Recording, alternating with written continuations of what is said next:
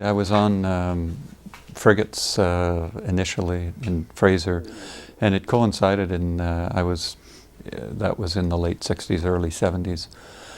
It was certainly the Cold War was certainly the peak kind of operational concern. So we spent an awful lot of time in major NATO exercises demonstrating NATO presence.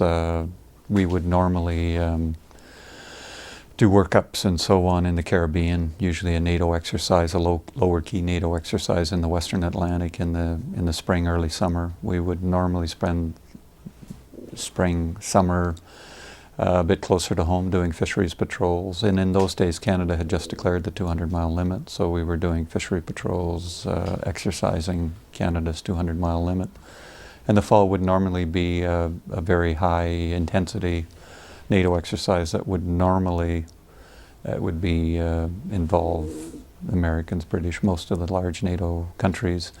And the focus really would be to demonstrate NATO's presence in the North Norwegian Sea. Frequently, although the exercise would be operating against NATO aircraft, NATO submarines, the reality is we were normally involved with a number of Soviet submarines and Soviet aircraft and so on. So it was very much in addition to training, a demonstration of NATO presence in the North Norwegian Sea normally, sometimes in the Mediterranean, but normally off northern Norway.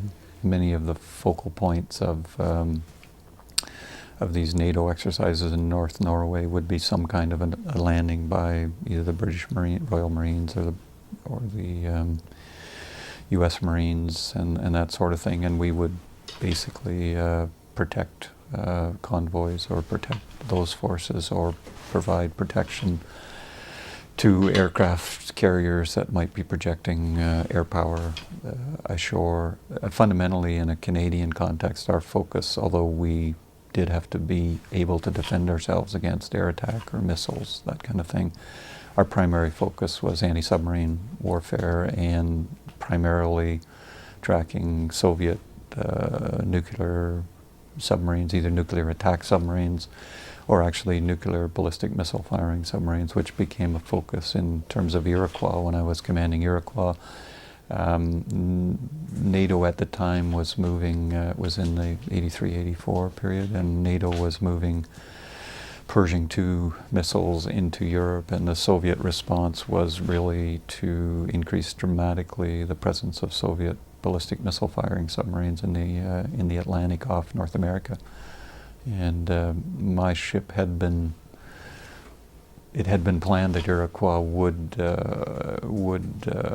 be fitted with an acoustic towed array, a passive towed array. Primarily at the time, the intent had been to do trials on the system because we knew we were moving to the new Canadian patrol frigate, which was equipped with that equipment. So it was really to do trials in a ship that had gas turbine propulsion, like the CPFs, which the 280s did and still do.